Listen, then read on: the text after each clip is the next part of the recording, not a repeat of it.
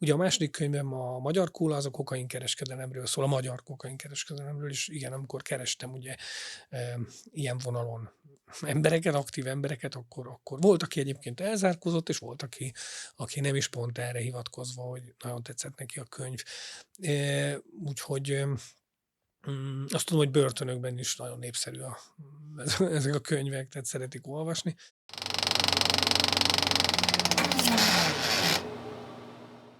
Üdvözlök mindenkit a Képkockák második évadában. Idén az első vendégünk Dezső András lesz, író, újságíró, aki az alvilággal és a magyar alvilágnak a szereplőivel foglalkozik könyveiben. Üdvözöllek! Szia, üdvözlöm a nézőket!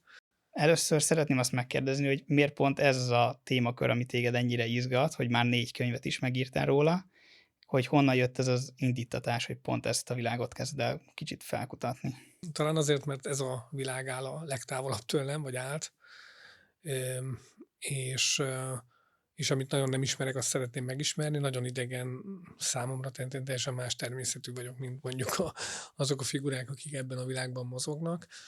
És amikor újságíró volt, vagy elkezdtem újságot írni, akkor értelemszerűen vonzódtam azok iránt a témák után, amik tetszenek, és ezért, tehát ugyanazért, amiért az emberek mondjuk szeretnek krimiket olvasni, vagy egyébként szeretik a könyveimet olvasni, ugyanaz mozgat engem is. Kicsit inkább a rejtélyek megoldása, vagy inkább a kulisszák mögé benézés az, ami jobban leírja ezt? Hát inkább az, hogy szeretem az olyan világot, amiben ugye nem látunk bele, tehát látunk egy felszínt, és akkor szeretném ezt megismerni, és igen, ahogy megismerem, úgy esetleg demisztifikálódik is előttem. Tehát valóban mondjuk így, hogy a kulisszák mögé nézni. Tehát, hogy ugye főleg az alvilágra jellemző, hogy azért nagyon felszínes, tehát a felszínt látjuk sokszor. Meg hát, hogy most alvilág, ezt így nehéz is így megfogalmazni, hogy mi az. Tehát mondjuk így, hogy szervezetbűnözés, ez egy érdekes dolog, valahol intellektuális is. Tehát mondjuk, amikor azt mondom, hogy alvilág, akkor nem éppen mondjuk nem tudom, kifli tolvajokra gondolok, vagy az ilyen egyszerű utcai rablókra, hanem olyan szereplőkre, akik mondjuk szofisztikáltabb bűncselekményeket követnek el, és azért mondjuk nem csak mondjuk erejük van, hanem eszük is. Tehát ez a világ, és ennek a szerveződése, ezért érdekes számomra. És mi alapján választasz témát? Már azért valami sok téma van, amiről lehet beszélni, amit meg lehet nézni. Főleg az első könyvednél, hogy választottad ki, hogy volt valami aktualitás, vagy bármi egyéb, ami miatt arra az adott témára mentél rá? Az első könyvem ugye a Mafiózók Mackonadrágban, azt hiszem az 2018-ban jelent meg, ez csak azért érdekes, mert az a 70-es évektől egészen a 2010-es évekig veszi sorra az eseményeket, és az igazából hát én úgy szoktam nevezni, hogy egy történelemkönyv olyan szempontból, hogy a magyar szervezett bűnözés történetét mutatja be. Tehát annak ez a koncepciója, ugyanis az a történet, vagy az a jelenség, amit mondjuk úgy szervezett bűnözésnek nevezünk Magyarországon, az a 70-es évek elején kezdődött, és azokkal a szereplőkkel, akik aztán még a 2010-es években is sokan közülük éltek, valaki él a mai napig. És abban a könyvben azokat a sztorikat válogattam be, amelyek szerintem ennek a 4 évtizednek a gerincét alkotják.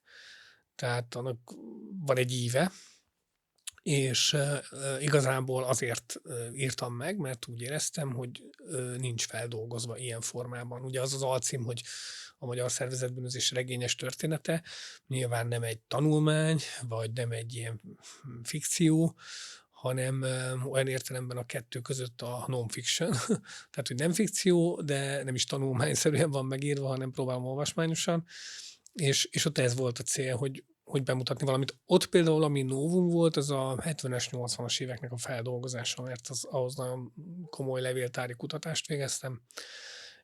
És visszatérve a kérdésedre, hogy mi alapján válogatom a témát, nyilván, ha valaki olvassa a könyveimet, akkor látja, hogy nagyon adatgazdag, nagyon, most én nem akarom dicsérni a saját könyvemet, tehát nem úgy, inkább Persze. azt mondom, hogy számomra akkor jó egy könyv, hogyha nem az, hogy valaki elmond egy sztorit, és akkor jó, akkor vannak ilyenek, hogy tudom én, semmi bajom az ilyen könyvekkel, csak hogy vannak ezek, hogy egy volt gangster, az megírja az életét, ezek nagyon érdekes könyvek, de nyilván az én könyveim azok nem egyszereplősek, meg nem egy szemüvegen keresztül mutatja be az egészet, hanem nagyon sok aspektusból, és éppen ezért megírni csak olyan történeteket tudok, ahol van elég forrás, humán forrás, tehát akik beszélnek, van elég dokumentum, amivel részben ellenőrizni tudom, amit mondanak, részben új vagy eddig nem ismert tényeket tudok az olvasóval megismertetni, és nagyjából ez a kettő, tehát ez fontos, hogy meglegyen, mert mondjuk hiába tudnék beszélgetni egy csomó emberrel, ha azt, amit mondanak, mondjuk azt nem tudnám ellenőrizni. És igazából ez egy szempont. Tehát nagyon sok téma van, ami érdekelne engem, de nem tudom megírni, mert valamelyik a kettő közül hiányzik. És itt a dokumentum alatt mondjuk értek bírósági ítéleteket, nyomozati anyagokat, levéltári anyagokat, vagy bármit, amin keresztül kutatni tudok egy-egy témát, és vagy akár sajtóarchívumot, tehát bármi, ami kézzelfogható. Úgyhogy igazából ez szerint dolgozom. Tehát ha megvannak ezek az elemek, akkor tudok egyáltalán érdemben foglalkozni egy könyv szinten egy sztorival. Azt akartam is kérdezni, hogy milyen forrásokat szoktál feldolgozni, említetted a levéltárt, meg az interjúkat, akkor térjünk ki egy kicsit röviden a levéltárra, mert azért az viszonylag egyértelmű, hogy ezért gondolom mindenféle hivatalos iratokat, amiket át tudsz böngészni, hogy egyrészt, hogy milyen hozzáférésed van, meg hogy lehet ezekhez eljutni, illetve hogy mennyi válogatáson keresztül jutsz el egy ténylegesen használható forrásig. Ugye itt a levéltár igazából azoknál a történeteknél jó, és ez még egy fontos dolog, hogy általában arról írok, ami már megtörtént. Tehát folyamatban lévő mondjuk egy kortárs bűnözésről cikkeket szoktam írni, de nem könyvet.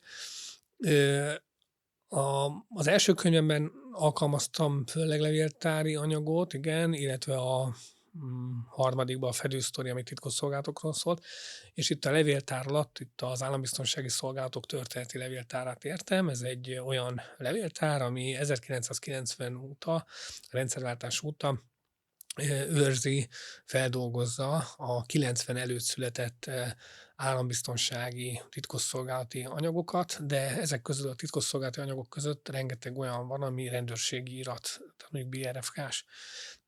És igazából nem titok, tehát én úgy indultam el ezen az úton, és azért is születhetett a könyvnek, főleg az a része az első könyvnek, ami a 70-es, 80-as éveket tárja fel, mert voltak ugyan tanulmányok erről az időszakról, sőt olyan tanulmányok, amik még a 80-as években íródtak, mit tudom én, a belügyi szemlében, volt, hogy Pintér Sándor belügyminiszter, aki most belügyminiszter, még rendőrként írt, például betörő bandákról, és akkoriban még a GDPR annyira nem működött, és akkor, mint tudom, a tanulmány végén ott voltak nevek, ugye ilyen diagrammal, ilyen kapcsolati hálóval, és ott például azt csináltam, hogy valamennyire ez véletlen is volt, ugye felkerestem egykori rendőröket, akik dolgoztak ezen az ügyen, de hát már az egyik érintett már annyira idős volt, hogy igazából nem tudtam úgy nagyon érdemben részleteket megtudni erről az időszakról. Emlékei voltak, de ugye az már haloványok voltak.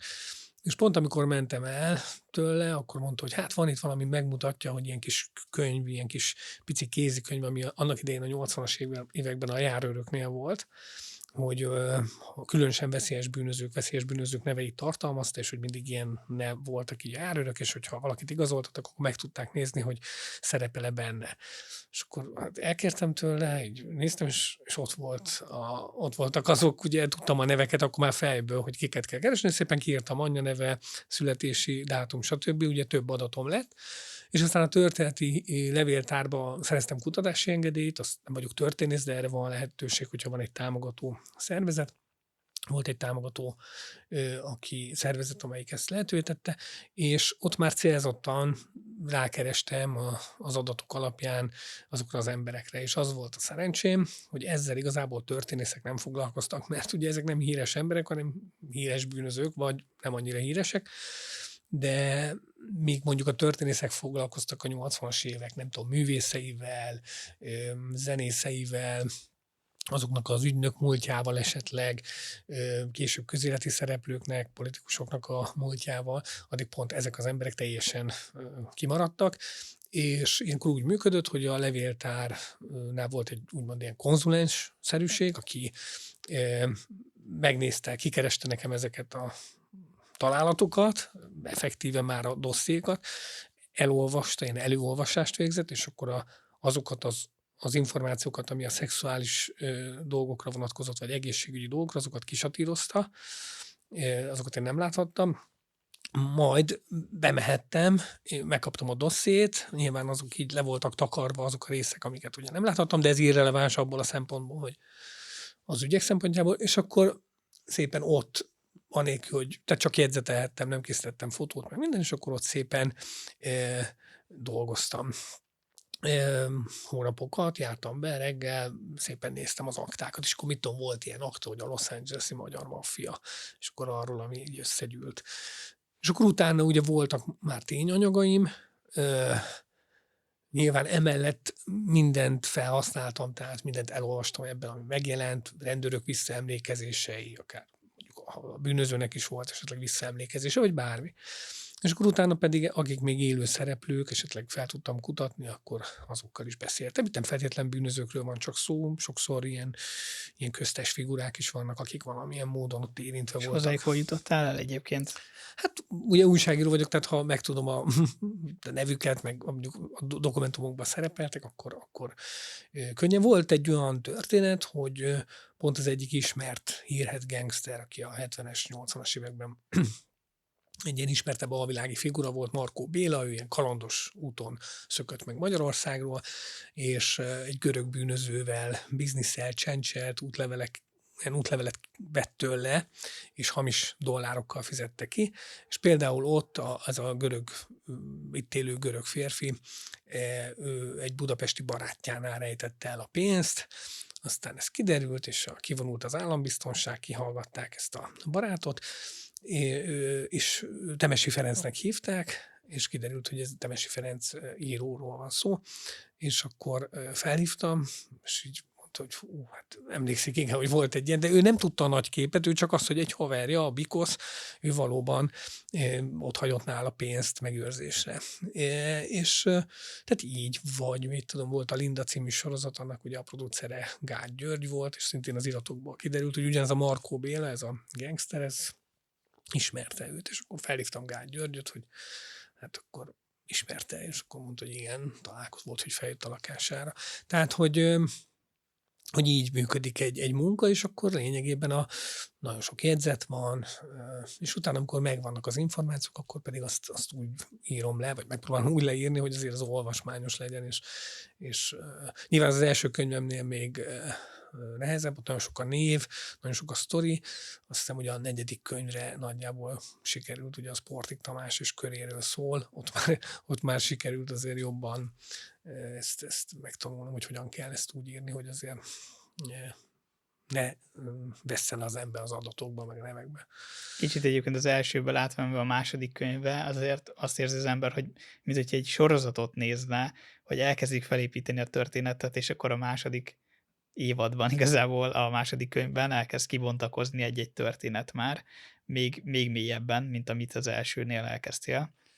És azt akartam kérdezni itt az emberekhez való eljutás kapcsán, hogy milyen érzés egyébként egy bűnözőt meginterjúvolni, mert a második könyvedben már egykori vagy még aktív bűnözőt is interjúoltattál, ha jól emlékszem, akkor még aktív volt az egyik, tehát hogy egyrészt milyen velük beszélni, másrészt, hogy az ő szempontjukból azért nem veszélytelen ezekről mesélni, hogy számukra miért éri meg. Ez egy nagyon, nagyon összetett kérdés, ez ugye nem csak bűnözőkre vonatkozik, általában az a kérdés, hogy miért éri meg valakinek, hogy újságíróval beszéljen, vagy íróval, mert úgy íróval, vagy aki újságíró és könyvet ír valamiről. Általában azért szólalnak meg emberek, mert valamilyen okuk van nyilván, hogy megszólaljanak. Vagy azért, mert mondjuk van egy történet a múltjukban, amiről, hát lehet ezt mondani, hogy örülnek, hogy valaki feldolgozza, és akkor már szeretnének hozzájárulni ahhoz a információ mennyiséghez, amit ilyenkor egy újságíró feldolgoz. Tehát van egy ilyen, hát részben ilyen nosztalgia faktor, ezt én megfigyeltem, tehát a 70-es, 80-as évek ügyei ugye már rég elévültek, tehát nincsen tétje, és az emberek szeretnek beszélni erről, akik érintettek voltak, én ezt így tapasztaltam. Az első könyv, amikor megjelent, az még kevesebb interjún alapult, tehát ott azért inkább az egy dokumentum, sokkal inkább dokumentum fókuszú volt, vagy tehát az volt ugye levéltári kutatások tették ki a nagy részét, amiben nyilván tehát voltak kihallgatási jegyzőkönyvek, stb. Az első könyvnek mondjuk így a sikere az magával hozta, hogy például a második könyvnél volt olyan, aki azért állt le velem beszélgetni, mert tetszett neki az első könyv. Sőt, utána nagyon sok embert így ismertem meg, hogy tetszett neki, és valamilyen módon érintett volt. Ugye van tehát van egy ilyen nosztalgia faktor, nyilván mondom már beszédtelen rájuk nézve, hogy elmondanak valamit, vagy például zavarja őket, hogy annak idején a rendőrség hogy kommunikálta, vagy a sajtóban milyen optikája volt, és egyébként ezért vagy azért szerintük fals volt, és szeretik ezt újra tisztázni. Voltak ilyen történetek. Kicsit egy ilyen sajátos igazságérzet igazából, hogy azt szeretnék, hogy bármilyen is a történet úgy hangozzon el, ahogy történt. A 90-es évekre például jellemző volt az elején, hogy nyilván a rendőrség egy nagyon rossz, romló közbiztonsággal szembesült, és volt egy ilyen feelingje, hogy tele van mafiózóval Budapest, és például az első nagy maffia ügy, amit úgy könyvelt el a sajtó és a rendőrség, ez a Váci hetek nevű ügy volt. Hát ennek olyan érintettje is vannak, akik ma már nem élnek. Például Prisztás József, akit 96 novemberében meggyilkoltak az utcán. De hogy például az ügy volt az, amit mondjuk így az érintettek azt mondták, és nyilván ez visszaellenőrizhető volt, hogy igazából ott különálló ügyek voltak, különálló szereplők, csak volt egy adott sztori, ami összekötötte őket, és így egy ilyen kis maffia csoportként így behozta őket a rendőrség, hogy na, éme itt a maffia, és dolgozunk, és leszámolunk velük, és rajta kapjuk őket. És ott például ezt tartották igazságtalannak, hogy ez bizonyos emberek, akik ezt ismerték jól, de hát több ilyen volt, ugye szinte ez jellemző, hogy a rendőrség sokszor szeret így mafiózóként bemutatni embereket, mert nyilván más az, hogy elkapnak valakit, aki úgymond mafiózó, vagy annak van elkönyvelve, és valljuk be a sajtó is szeret ez asszisztálni, mert azért mégiscsak más egy mafiózóról írni, mint egy sima, egyszerű szélhámosról, vagy egy bűnözőről. Noha azért a magyar szervezetbűnözés nagyon messze van attól, amit mi ugye a filmekből esetleg mafiaként ismerünk. Tehát, hogy van egy ilyen része, hogy miért szeretnek beszélni az emberek. A másik az, hogy és mondom, van egy olyan, hogy tudják, hogy hogyan dolgozom, tehát hogy mi lesz a végtermék, hogy ez nem valamiféle ilyen összecsapott könyv. És akkor, ha mondjuk nem könyvekről beszélünk, hanem cikkekről, ott is nagyjából hasonló motivációk vannak. Tehát mondjuk úgy érzik, hogy amit kommunikálnak a hatóságok, vagy a média, az nem teljesen úgy nem tiszta, vagy éppen olyan is van természetesen, hogy másokra beszélnek, akik mondjuk az ellenségeik, vagy a haragosaik. Ez is gyakori.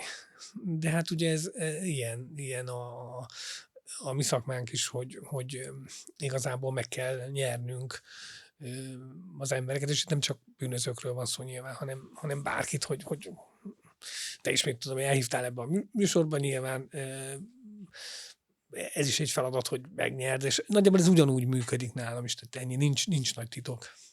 Mondtad, hogy volt, aki az első rész után jött egy ilyen kapcsolat, ott volt ilyen visszacsatolás, hogy ők kerestek meg téged?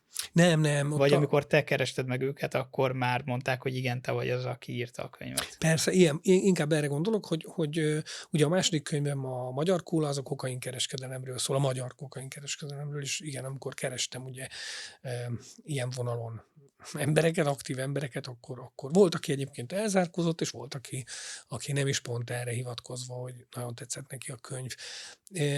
Úgyhogy azt tudom, hogy börtönökben is nagyon népszerű ezek a könyvek, tehát szeretik olvasni. Nyilván tehát, hogy nyilván a megítélése azt nem tudom megmondani, mert nyilván nem vagyok ott minden olvasónál, de alapvetően azért látható, hogy ahogy mondtam, hogy nagyon sok szemszögből mutatok be dolgokat, tehát nem az van, hogy egy narratíva vonul végig ezeken a történeteken. Amikor megkerested ezt az embert, aki még most is aktív bűnöző, ott kicsit benne lehet az, hogy a bűnözőkben általában, vagy legalábbis a leírások alapján van egy ilyen érzés, hogy akkor könnyebbül meg, mikor elkapják, vagy kicsit azért tetszik nekik ez a híresség szerep, és vannak egyes sorozatgyilkosok, akkor, amikor elkapják őket, akkor azért örülnek ennek a hírnévnek, hogy ők valamit elértek. Lehet egy kicsit ez mögötte, hogy kicsit egy ilyen egoista hozzáállás, hogy ő beszélhet egy olyan dologról, ami miatt nem kapják el, de egyébként illegális. Hát lehet, hogy ez is benne van, ugye itt nem, igen, itt nem lesz még csak nevese ilyen esetben, tehát az mondjuk nem áll meg, hogy ugye itt most konkrétan például a Magyar Kólában ott nyilatkozik mondjuk egy díler, de hát nem lehet kideríteni, hogy ki ő az, úgy van megcsinálva az interjú, tehát azért mondjuk hírnevet ebből nem szerez, még alvilági körökben sem. Az lehet, hogy mondjuk szívesen mond el olyat, amit amúgy nem tudna elmondani, de szeretné, hogyha a nyilvánosság akár megismerhetné. Igen, ez lehet benne. És egyébként oké, hogy itt ilyenkor működik a forrásvédelem, de volt olyan, hogy hatóság fölül megpróbálták azért valahogy kideríteni, vagy nálad puhatolózni, hogy ez most ki, vagy hogy, vagy mit mondott el neked? Vagy ilyenre még nem volt példa? Olyan nem volt, hogy tudomásom szerint, hogy bárki, aki velem beszélt, emiatt bajba került volna.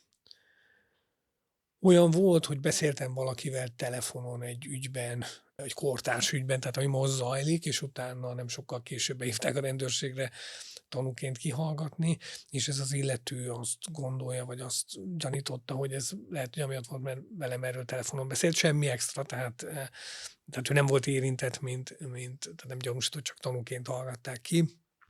De erre van más magyarázat is, tehát ez az ember más módon is képbe kerülhetett. De nyilván ez nem is egy titkos beszélgetés volt. Nyilván, tehát ez egy ismerős volt, akivel beszélgettem is. Tehát nyilván azért itt a forrásvédelem az a legfontosabb egy újságírónál. És olyan esetekben, amikor ez prioritás, mármint, hogy mindig prioritás, de olyan esetben, amikor nem az van, hogy csak úgy beszélgetek valakivel, hanem ilyen szenzitív információk vannak, akkor értelemszerűen nem olyan csatornákat használunk, amit le tudnának hallgatni, vagy olyan könnyen le tudnának hallgatni, vagy eleve nyilván nem elektronikus eszközökön keresztül kommunikálunk, hogy beszélünk erről, tehát ez ilyen egyszerű.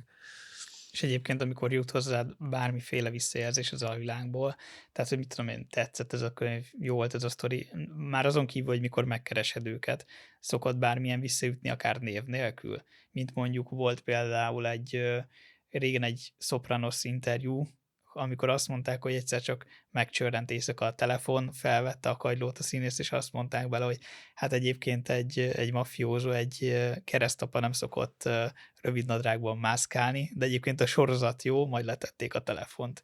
Tehát, hogy ilyen hasonló névtelen megkeresés volt, ilyen visszajelzés szinten. Hát biztos volt névtelen is, most így ilyen telefon nem, de inkább névvel. Tehát olyan volt, aki felhívott, nem tetszett neki, hogy megjelent a neve, de a könyv nagyon tetszett neki. Akkor volt olyan, akinek semmi nem tetszett. Tehát, hogy nyilván a szereplők, vagy akik érintve vannak, azok nem mindig örülnek neki. Tehát azért ez fontos, most úgy beszéltem erről, mint hogyha mindenki örülne, aki benne van a könyvben, nem, ez nincs így. Voltak kellemetlenebb beszélgetéseim, találkozóim is ezzel kapcsolatban, tehát hogy de ez teljesen normális, tehát hogy ugye ezzel nincsen gond. Azért megértik nagyon sokan, hogy az újságírás az nem arról szól, hogy embereket piározzunk, vagy emeljünk föl, és a valóság az nem azt jelenti, hogy itt fényezünk embereket, az újságíró. Tehát nagyon árnyalt ez a világ, mint ahogy minden más. De alapvetően jó a visszhang, meg hát vannak olyanok, mit tudom én, volt rendőr is, aki hallom vissza, hogy így mondja, hogy hát ez nem is hiteles, mert ő mennyi mindent tud, és hogy... Tehát ilyenek vannak, ezekkel nem tudok mit csinálni. Én nem mondom azt, hogy mindent tudok erről a világról, egyáltalán nem. Én amit tudok, amit összegyűjtöttem, amire én jutottam, azt leírom. De hát nem azt mondom, hogy én vagyok az igazság, vagy a bölcsek köve a birtokosa, meg az igazság birtokosa. Nyilván, amikor azt mondom, hogy források, akkor például az is szempont, hogy mennyire megbízható vagy hiteles az a forrás. Tehát nagyon sok ember van itt, aki mindent mond, mindenről tud, mindenhol ott volt, mindenkit ismert. Tehát vannak ilyen emberek. Én ezeket mindig erős fenntartással kezelem, tehát számomra például azok a sokkal hitelesebb források, akik nagyon sok mindenre azt mondják, hogy ezt nem tudom, mert nem voltam ott, és csak egy szűk dolgot tudok, de azt tudom, mint aki vannak ezek az emberek, hogy ők aztán mindent tudnak. És nyilván ezek a típusú emberek, és akár a olvasók között is van ilyen, az természetesen ő jobban tudja. Hát aztán vagy nem írja meg, vagy megírja, vagy ilyen, nem tudom, YouTube videóban elmondja. Nyilván az én szakmámban össze-vissza nem beszélhetünk. De főleg az, hogy nem írhatunk le össze-vissza semmit, hiszen azért felelősséget kell vállalnunk, mondjuk bíróságon akár. Nagyon könnyű lenne úgy karriert befutni, hogy írok mindenféle szenzációs dolgot. Én azt gondolom, hogy az én könyveimre inkább, ahogy mondtam, egyfajta demisztifikálás jellemző. És emiatt tűnik esetleg úgy, hogy na hát itt azért a nagy igazság, meg a nagy háttér dolgok nincsenek benne, mert sokszor egyébként úgy gondolom, hogy nincsenek is ilyen háttér dolgok, csak sokszor ezeknek a legendái. És az ilyen rosszabb fogadtatás, amiről beszéltél, amikor előfordult ilyen, hogy nem volt az a könnyed beszélgetés, akkor volt, hogy egy nyomot vagy szálat esetleg el kellett hagyjál, nem került be a könyvbe, vagy valahonnan máshonnan azért kiderülnek ezek. Olyan nem volt, hogy valamit kihagytam volna, azért, mert valakinek nem tetszik. Olyan volt, hogy kihagytam, mert mondjuk úgy gondoltam róla, hogy államtitok lehet, illetve hát sejtettem is, hogy mondjuk államtitok. És hogy onnantól kezdve, hogy tudom, hogy onnantól ez ugye necces. Olyan is volt, hogy azért hagytam ki valamit, mert nem volt rá bizonyíték. Ilyen sok van. Tehát, ez gyakorlatilag azt is jelenti, hogy nem is tudom, hogy igaz-e. Hiszen ha tudom, az azt jelenti, hogy vannak rá bizonyítékaim. Szóval ilyen nem volt. Általában ezek a reklamációk, ez már a könyv megjelenése után történt, tehát ott már nem lehetett mit csinálni, meg nem is akartam mit csinálni, tehát nem volt változtatás benne. Ez van, hogy valakinek nem tetszik, hát Portik Tamásnak valószínűleg nem tetszik a róla szóló könyv. Olyan is volt egyébként pont a Portik könyv kapcsán, hogy valaki már nem olvasta, csak hallotta, és az volt az első kérdése. Ez egy Portikhoz egyébként egykoron közel álló ember, hogy Tamással beszéltem-e? Mondtam, hogy nem. Hát akkor ez hiteltelen ez a könyv. Majd válaszoltam neki valamit, amiből egyértelműen tudta, hogy olyan információ vele kapcsolatban, az ő megszólításával kapcsolatban, amit csak egy nagyon szűk kör tudott. És akkor onnantól már nem is volt ez kérdés számára. Tehát ilyen van. Tehát ilyesmire kell gondolni, amikor az, hogy nem tetszik valakinek, de ez teljesen normális, tehát, hogy vannak, akiknek nem tetszik. Sokszor szoktál írni, meg sokszor gondolom interjúztatsz is olyan témakörökben, ami nem éppen gazdasági bűncselekmény, vagy egyszerű csempészés, idézőjelesen egyszerű, hanem erőszakkal kapcsolatos, akár kivégzés, egy meggyilkolt embernek a mindenféle körülményei, hogy történt.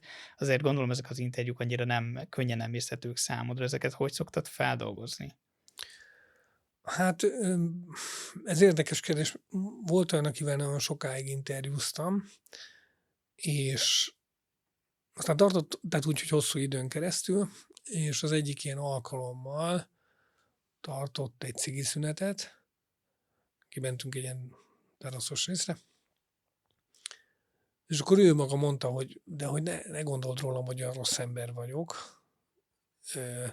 Hozzáteszem, ő nem tehát részt vett emberülésnél, de állítása szerint ő nem gyilkolt, de nagyon sok ugye sztori kötődött ilyen-olyan módon hozzá, és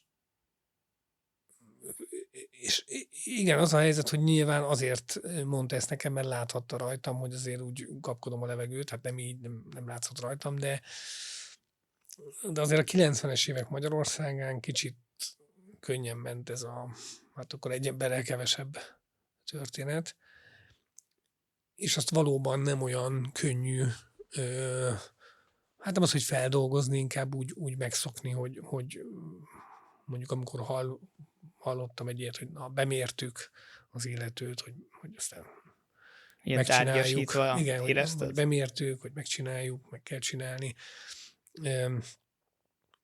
Tehát ez inkább nem azt mondom, hogy úgy megterhelő lelkileg, inkább olyan nehéz felfogni, hogy ez ilyen könnyedén ment. De egyébként nekem nem is az én munkámban volt ez furcsa, hanem most egy másik könyvet mondok, Kádár Krisztián, aki a felvidéki magyar maffiának egy ilyen tagja volt, ő írt nemrég egy könyvet, nemrég jelent meg, és azt, amikor elolvastam, akkor éreztem azt, hogy itt kicsit sok embert öltek meg Szlovákiában, és az a 90-es évek, 2000-es évekről szólt, inkább a 2000-es évek, és ott tényleg azt éreztem, tehát olvastam a könyvet, és a végén így teljesen így émelyegtem tőle, hogy azért nagyon, nagyon kemény volt. A másik az, hogy a 90-es évek Magyarországán nagyon, szinte az áldozatok nagy része valamilyen módon a bűnözéshez kötődött bűnöző volt. Voltak kivételek, mondjuk az Aranykéz utcában haltak meg civilek, úgymond. De például a Kádár Krisztián könyvében ott nagyon sok olyan ember halt meg, aki nem bűnöző. Tehát Szlovákia ez egy külön, a magyar lakta rész egy külön dráma, vagy nem tudom, egy nagyon...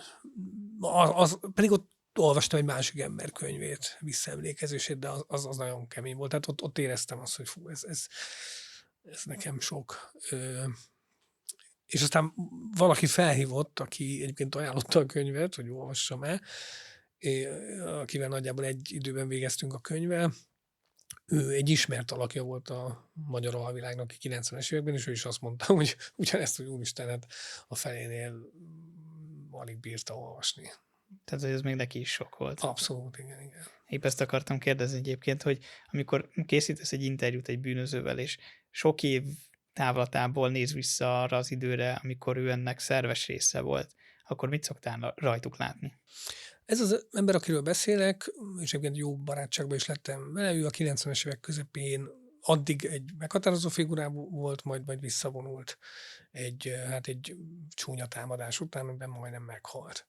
Tehát életveszélyesen megsérült. És akkor két lehetősége volt, vagy ugye bosszút áll, és börtönbe megy akkor, vagy ha folytatja, akkor előbb-utóbb ugye akár meghalhat, úgyhogy ő teljesen visszavonult akkor.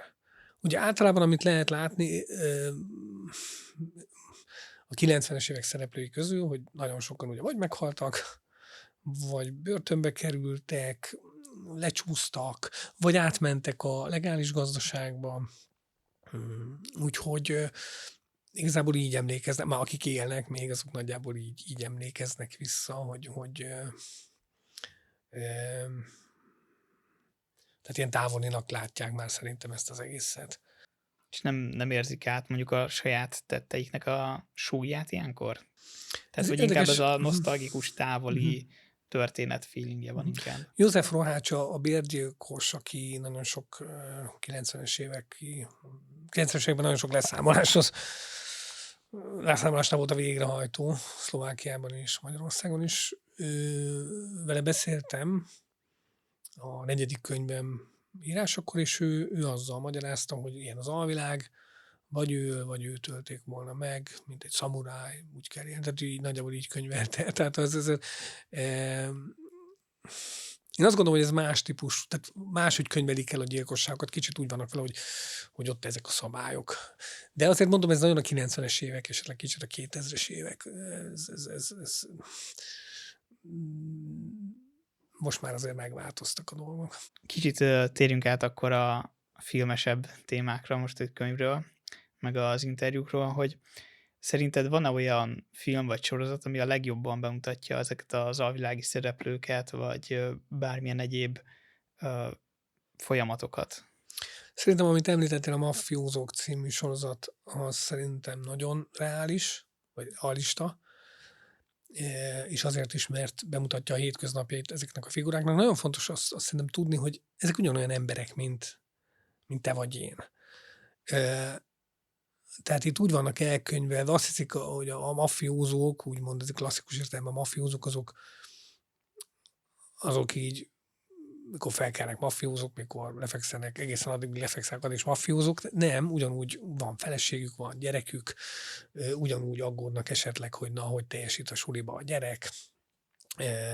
Különböző nyugjeik ugyanúgy vannak, mint ahogy mindannyiunknak. Annyi a különbség, hogy az a tevékenység, ami általában gazdasági tevékenység, csak mondjuk tiltott, az működjön.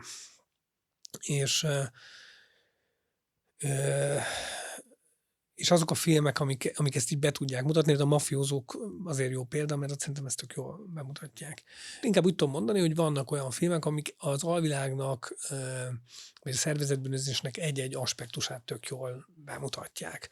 Mondjuk például a Fekete Mise című film, ami Whitey Bulger, a dél-bostoni mafiózónak a sztoriát mutatja be. Ugye ez egy eléggé pszichopata figura, aki a dél-bostoni alvilágot irányította, aztán az FBI-nak volt egy ilyen informátora, és az FBI segítségével tulajdonképpen le tudott számolni az ellenségeivel. Később megszökött, a hatóságok elől is 2010 vagy 2011 környékén kapták el, és aztán börtönbe került, és 2018-ban megölték a börtönben, mert hogy ugye FBI informátorként, tehát kiderült róla még annak idején, hogy FBI informátor volt. De például az a film, azt szerintem jól mutatja be a dinamikáját az ilyen csoportoknak, tehát hogy emelkedik föl, vagy hogy tűnik ki egy figura a többi közül.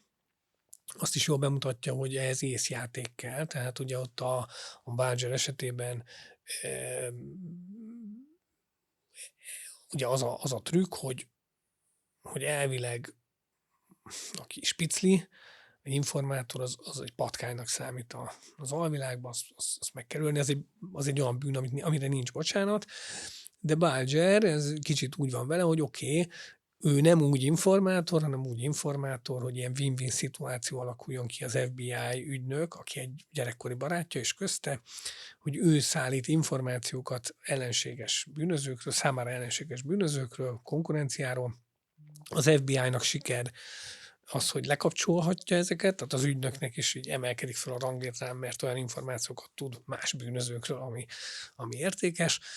És Ezt egyébként te is többször írtad a könyvedben, hogy amikor valaki korrupt rendőrrel dolgozott együtt, akkor sokszor megtörtént ez, hogy az alsóbb szintekről köptek igazából be embereket, hogy meglegyen ez a látszat, illetve feljebb tudják nyomni a ranglétrán a rendőröket. Igen. Tehát ezért ez egy valóságos. Így van, és azért mondtam, hogy ez egy abszolút valóságos, ráadásul ez egy életrajzi történet, tehát ez azért is valóságos, de nagyon érdekes, hogy ugye ez amikor játszódik, ez a 70-es évek, 80-as évek Amerikája, és akkor ott már megvolt ez, hogy van egy informátor, együttműködünk vele, tehát az már le volt papírozva, meg voltak ennek a jogszabályi hátterei, de ugye itt nagyon érdekes, hogy nem úgy volt korrupt az FBI ügynök, hogy pénzt kapott, hanem információkat, amivel tudta építeni a karrierjét, de közben hagyta, hogy a Bulger, a gyerekkori barátja, pedig az alvilági karrierjét építse, és igazából az FBI leszámolt bűnözőkkel, de valójában közben meg egy másik felemelkedett, és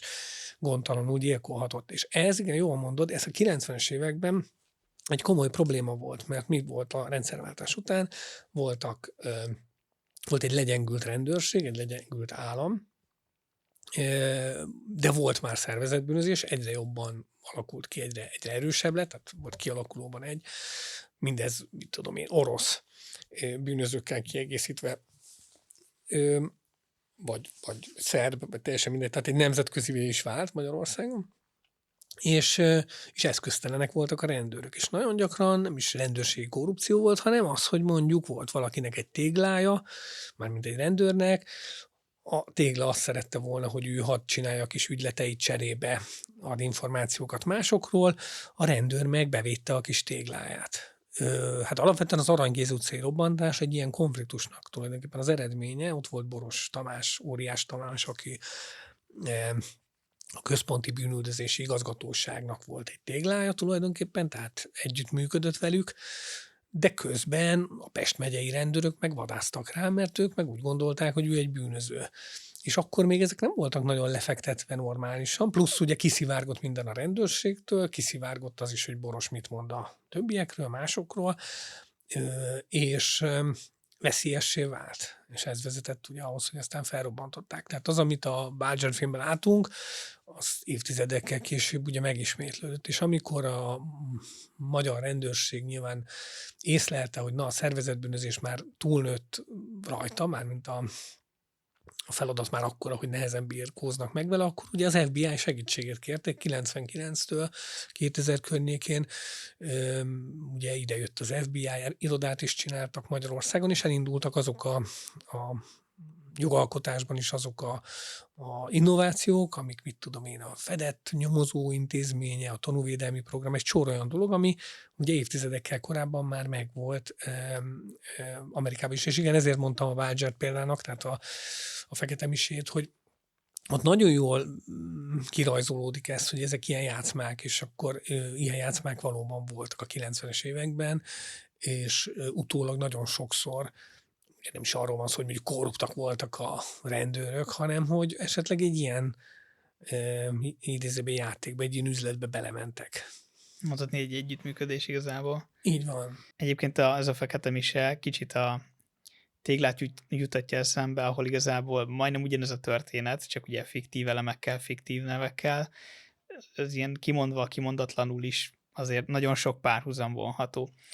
Mikor beszéltünk a témákról, akkor azért is említettem neked is ezt a filmet, amit még te is láttál, hogy kicsit nekem az jutott eszembe, hogy ez a fajta működés nagyjából hasonló lehet, mint ez a Los Angeles-i maffia, amiről te is írtál. Hogy egy adott környéken, egy adott csoportosuláson igazából, akiket leginkább ugye a nemzetiségük, a hovatartozásuk köt össze. Tehát ez lehet egy ilyen hasonló a Los Angeles-i magyar maffiánál. Igen, illetve a Los Angeles magyar maffiánál ugye ez egy érdekes dolog, hogy ők Kaliforniában próbáltak érvényesülni, nyilván magyar bűnözőként nem tudott felvenni a versenyt az ottani mexikói, vagy akármilyen komoly, vagy akár olasz bűnszervezettel szemben, de próbálkoztak ilyen biztosítási csalásokkal, de ez a 70-es, 80-as évekről beszélünk. És ami például érdekes hasonlat, hogy a magyar bűnözők is ott Los Angelesben keresték a rendőrséggel a kapcsolatot. Pontosabban éltek ezekkel a kapcsolatokkal. Tehát volt olyan bűnöző, aki a rendszerváltás után 80-ban kiment, mint betörő volt, kiment, aztán megszökött és kiment az Egyesült Államokba, majd 90-ben visszajött, de már az FBI informátoraként. Aztán fel is robbantották 97-ben Szentendrén. És máig nem derül ki, hogy kik. Tehát, hogy amit megtapasztaltak például a 70-es, 80-as években az Amerikában élő magyar bűnözők, az egy olyan tudás volt, amit aztán a 90-es évek legelején egyrészt itt hasznosítottak Magyarországon, másrészt pedig el is mondták az itt élő bűnözőknek, tehát ők tudták azt, hogy kell itt játszani ezt a játékot, és igen, ezt is akár. Tehát, hogy amire viszont rákérdezte, hogy összetartja ugye a nemzetiség, ez mondjuk pont a magyarok esetében egy nagyon érdekes kérdés, mert igazából nem alakult ki tartósan magyar szervezetbűnözés külföldön, és ez amiatt van, hogy egyáltalán nem összetartó közeg. És amit mondtam, hogy kimentek, aztán egymást felnyomták. és visszatérve még a Fekete Misére, meg ugye erre a témára, a 90-es években nagyon sok bűnöző tudta tényleg úgy építeni, úgymond maffiafőnök idézőjelben, tehát inkább azt mondom, a szervezetbűnözés meghatározó figurája, hogy besúgója lett a rendőrségnek valamilyen módon, és akkor így, a valamilyen módon alatt azt értem, hogy nem feltétlenül hivatalosan, de hogy megvoltak a vonalaik, és akkor így nagyon sokan emiatt tudtak felszínen maradni elég sokáig. És szerinted most itt felemlegetek majd két sorozatot is, az egyik az Aranyélet, a másik meg a Breaking Bad, hogy szerinted melyik valóságosabb abból a szempontból, hogy ha valaki bűnöző, annak a párja általában tud a másiknak a különböző ügyleteiről, mint mondjuk az aranyéletben, vagy sokkal inkább megpróbálja eltitkolni, esetleg kiderül, de csak egy későbbi fázisban, mint mondjuk ez a Breaking Badben is előfordul a sorozatnak a közepetájékán, hogy mondhatni egy véletlen miatt derülnek ki ezek a dolgok. Hát ez nehéz kérdés, mert ugye ügye válogatja, tehát nyilván van olyan drogkereskedő, akiről tehát olyan nem hiszem, hogy van, hogy valaki illegális tevékenységet folytat, és egyáltalán nem gyanakszik a párja, és azt hiszi, hogy ez egy becsületes ember, tehát ilyen szerintem én nem nagyon találkoztam ilyennel.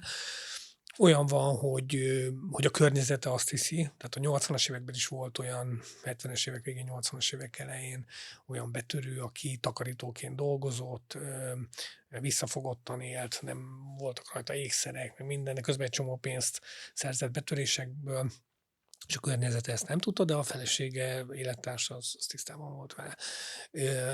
Általában azért nyilván konkrétumokat nem tudnak, de azt, hogy a párja az bűnözésből él, azért azt tudják, tehát az életszerűbb.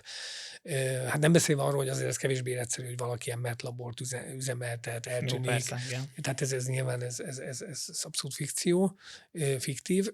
Nyilván ott is vannak valós elemek, de az aranyélet talán annyiban valóságosabb. Egy sor másik kérdésben valóságosabb az a film.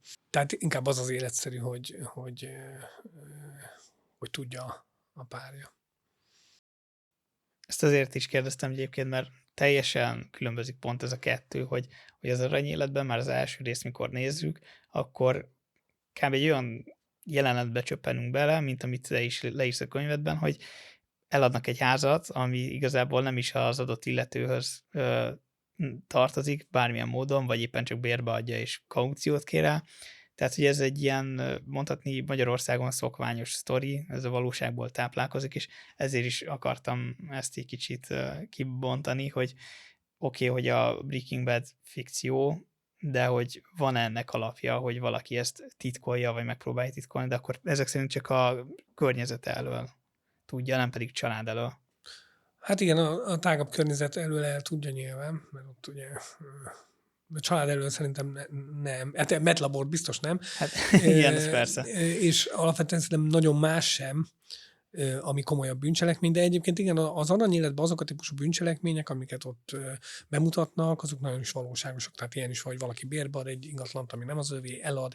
Volt egy ilyen komoly milliárdos csalás sorozat, amit elkövetett valaki, ráadásul úgy, hogy Dominikáról, tehát magyar, és több ezer kilométer távolságból meg tudta szervezni. Hát ilyenek vannak, olyan is, tehát ott végig, ami van, az valóságos. Nyilván van, ami abszolút ilyen fikció, tehát hogy itt a belvárosban lövöldöznek, mit tudom, géppisztolyokkal egymásra, ilyen perceken keresztül, és semmi nem történik, meg ilyen mészárszékkel alakul a város, tehát ez nyilván nem. Ahogy egyébként a Breaking Badben is az egész, hogy ott a Matt milyen jól pörög, az egész biznisz, az biztos helytálló, bár az ott meg az a túlzás, hogy ott a tisztaságát annak a vacak és ilyen. Szóval ez nem olyan, mint a kokain, vagy nem tudom, hogy itt mondják, hogy milyen tiszta, milyen jó minőségű az a cucc, amit előállít, de hát erről voltak is cikkek, hogy mi a valóság meg a fikció a filmben. Önmagában az, hogy egyébként egy tanárember, ugye Breaking Badben az a sztori, hogy kémia tanár átnyergel a bűnözésre, ez is életszerű, ilyenek vannak. Volt a 90-es években olyan egykori biológia tanár, aki mit tudom, az olajozásba folyt be, az olaj szőkítésbe, tehát hogy ezek normálisak, sőt, hát tulajdonképpen az összes olyan bűnözés, ami akár kémiai, tehát kémikusi tudást igényel, vagy informatikait, az tök alap, hogy értelmiségi kell, hogy abba meghatározó szerepet vállaljon. Tehát általában olyan emberek közül kerül ki, aki már vagy tanulta, vagy űzte azért valamilyen szinten, mint a legális részét ennek a dolgoknak. Hát így van, tehát hogy egy autótolva is jobban jár, vagy akik autótolvajok voltak, vagy ebben a bizniszben utaztak, ott ugye számított, hogy mennyire értenek a kocsikhoz, ahogy nyilván a kiberbűnözésben is hát érteni kell a számítógéphez sokkal jobban, mint az átlag ember. Nyilván itt azokról beszélek, akik innovatív módon vagy vezetői szerepre törnek ilyen szervezetekben. Mondtad egyébként, most 2 dologra is kitérnék, mert mondtad az előbb, hogy teljesen valószerűtlen, hogy bent a belvárosban lövöldöznek. Tehát hogy ez azért is, mert Magyarországon inkább a gazdasági, meg csempész ügyletek folytak. Ez inkább ezért Hát ugye mondható. önmagában az, hogy lövöldöznek a városba, az azért elképzelhető volt például a 90-es években, de ma sincs kizárva. Tehát volt olyan például jó pár éve, de most nem tudom, talán 10 éve volt, hogy például a Fészek Klub, ott a belvárosban, azt hiszem a Kertész utcában van, ott összecsaptak a biztonsági emberekkel ilyen figurák, és akkor ott gázpisztollyal lőttek. Mindezt rögzítette a biztonsági kamera, tehát hamar azonosították őket a rendőrök. És ezzel meg is válaszoltam azt, hogy miért nem csinálnak ilyet nagyjából így ma emberek, mert mindenhogy be van kamerázva minden, tehát nagyon ostobának kell lenni mondjuk ahhoz, hogy valaki éles lőfegyverrel lőjön, de hát a 90-es években, sőt a 2000-es években is azért volt ilyen, hogy egy külvárosi diszkóba ott onnan lőttek, tűzpárbajba keveredtek egymással emberek, tehát azért ilyenek vannak. Azt mondjuk, hogy a belvárosban elkezdenek ugye ilyen komoly fegyverekkel egymást megkezdik lőni, ez igen, ez nyilván egy akciófilmben elképzelhető, de nem életszerű. És igen, tehát itt ugye a szervezetbűnözés az olyan, mint egy vállalkozás. Tehát nem az a cél, hogy öljenek embereket. Ez nem lehet cél, ez maximum eszköz lehet, vagy egy megoldás, ami nyilván egy rossz megoldás, és nem csak morálisan, hanem ugye veszélyekkel jár. Tehát alapvetően a szervezetbűnözés az pénzt akar keresni. És lehetőleg úgy, hogy ne tudjon róla a hatóság. Ez egy ilyen alapvetés.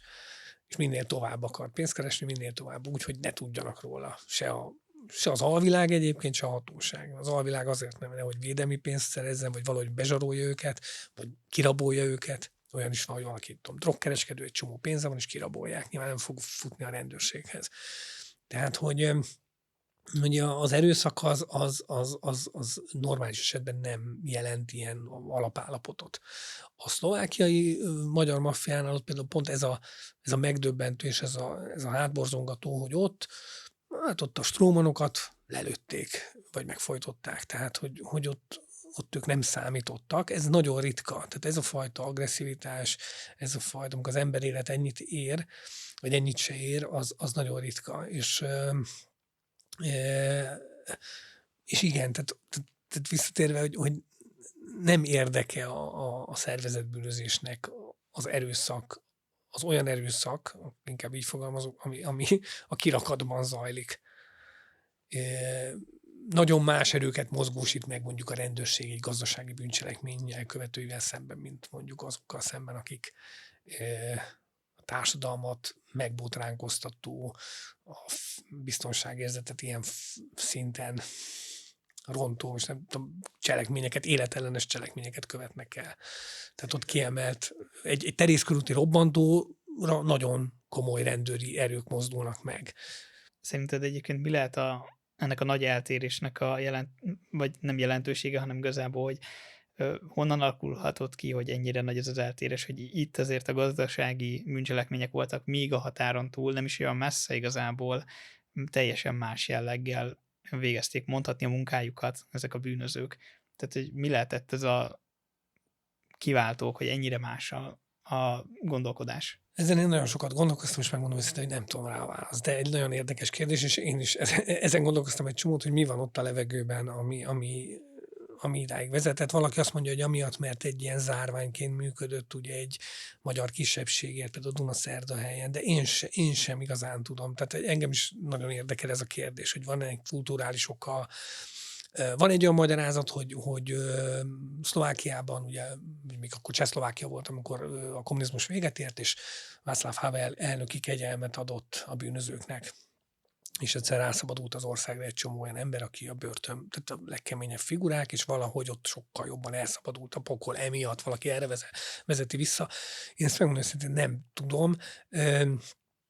Ez valami olyasmi lehet egyébként, hogy ha már így nagyon elemezni akarom, hogy tehát amikor valaki elkezdi így megoldani a dolgokat, és nem bukik le, és látja, hogy nincs következménye, tehát mondjuk emberöléssel oldja meg úgy tünteti el a nyomokat, és nem úgy, hogy fizet neki egy csomó pénzt, repülőjegyet és a strómant, és elküldi Dél-Amerikába, hanem hogy ott aztán addig várja ki az eljárás végét, hanem megöli, hogy mondjuk megöli egyszer, megöli kétszer, és utána azt látja, ja, hát akkor meg lehet ölni, hát akkor minek úgyse kapnak el, meg tudjuk oldani így is. Tehát inkább ez a csúnya hangzik, de hogy ez a könnyebbik megoldás. És talán ez lehet az oka. Majd a jövőben egyébként lehet, hogy feldolgozod ezt a témát, vagy legalábbis mélyebben utána jársz. Csak mondtad, hogy gondolkozol már rajta egy ideje. Hát az a helyzet, hogy erre van Barak Dávid újságíró kollégám, ő nagyon komolyan erről könyveket is írt, az Elásott igazság, egyébként nagyon jó könyvek, ajánlom. Igazából ő ennek a témának a szakértője, tehát a szlovák vonalnak. Szerintem ő, ha valaki, akkor inkább ő foglalkozik ezzel. Én tényleg ezt nem tudom, ez egy jó kérdés, nem... Tényleg jó kérdés, és nem tudom én se a választ. Tehát ilyen válaszokat kaptam, főleg, amikor én is próbáltam megtudni, hogy ez lehet a különbség, vagy ez lehet az oka, hogy más volt a történelmi környezet. Szerinted egyébként akár az általad megírt történetekből, akár egyébként amiket ismersz, de mondjuk nem dolgoztál föl, vagy más dolgozott föl, melyik lenne az, amit érdemes lenne filmre vinni? Mint például pár éve a Viszkisnek a történetét feldolgozták, és azért annak viszonylag nagy visszhangja volt, mert sokaknak a nem tetszését fejeztek ki, hogy egy bűnözőnek a történetét feldolgozzák. Szerintem egyértelmű, hogy Portik Tamás élete a legérdekesebb, azt lehetne jól feldolgozni, illetve hogyha ilyen régebbi ilyen kosztümös film, akkor a Los Angeles-i magyar maffia és a budapesti betörő világnak a kapcsolata, mondjuk az lenne még érdekes. Ilyen sorozatos felépítésben gondolod? Igen, ezek abszolút, ezeket zabálnák szerintem, csak ugye nagyon sok egyéb, vagy nagyon sok ok miatt ezt nem látom, hogy nagyon lenne erre szándék, hogy ilyen filmek készüljenek. Záró kérdésnek akkor még azt megkérdezném, hogy van esetleg valami könyv, amin most dolgozol, amit elárulhatsz, vagy tervben van-e? Hát az a helyzet, hogy dolgozgatom témákon, de nincs most még sajnos olyan sztori, ami... Tehát nem úgy dolgozom, mint mondjuk a fikciós írók, hogy akkor leülök és akkor írogatok, hanem ahogy mondtam az elején, nekem csak sztori kell, hanem információ, és azt nagyon sokféle módon ugye megszerezni, és ez az, ami nem könnyű, úgyhogy most éppen egy olyan időszakban vagyok, amikor még gyűjtögetem az információkat, aztán vagy meg tudom írni, vagy nem lesz annyi információ, nem lesz annyi alapanyag, ami alapján tudok dolgozni, úgyhogy egyelőre most azt mondom, hogy most nem dolgozom könyvön, anyaggyűjtéseken dolgozom, és nézem, hogy miből lehet esetleg. De még nem tudok témát mondani pont emiatt, mert több téma van így terítéken. Csak sokan kérdezték már az előző könyveit kapcsán, hogy mikor jön a következő, tehát azért látszik, hogy erre van igény, és nagyon sokan szeretnék még tovább mélyíteni ezt a tudást, amit te adsz. Úgyhogy akkor ez végül is egy kicsit szomorú hír nekik, hogy még nincs kilátásban. Nekem is szomorú, mert szeretem ezeket írni, ahogy más meg olvasni. Csak nem akarok csak azért írni egy könyvet, hogy akkor legyen egy 5. könyv. Tehát ez ilyen. Tehát, hogy például pont én szerintem a 4. könyv sikerült például a legjobban. Ennek egyfelől örülök, másfelől a mércét ugye mindig magasabbra rakom magamnak, és akkor emiatt egy picit ez a csapda helyzet, hogy rosszat nem akarok, mert akkor úgy érzem, hogy akkor elrontottam a sorozatot, mert idézőjelben ezt a könyvsorozatot.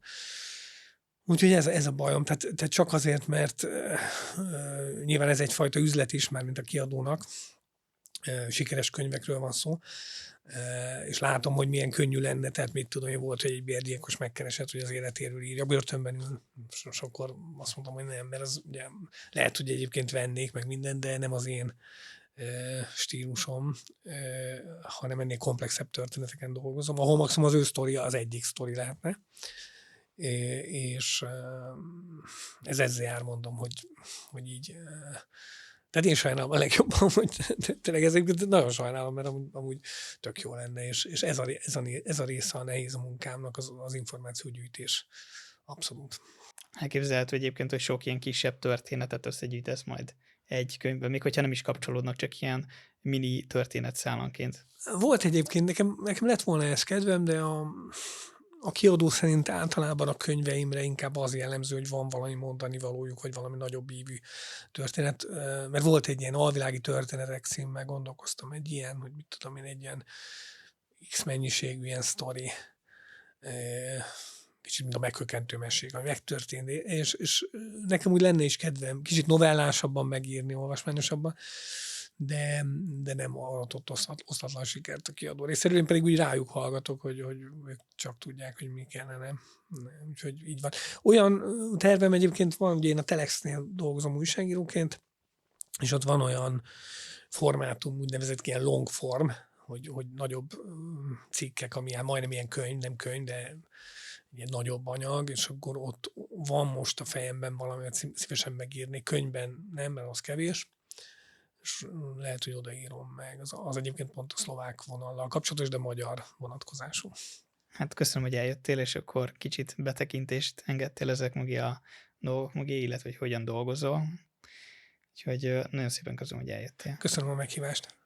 Nektek pedig köszönöm a figyelmet, ez volt a második évadnak az első része Dezső Andrással. Hogyha esetleg szeretnétek elolvasni a könyveit vagy cikkeit, akkor a leírásban találtok linket hozzá. Sziasztok!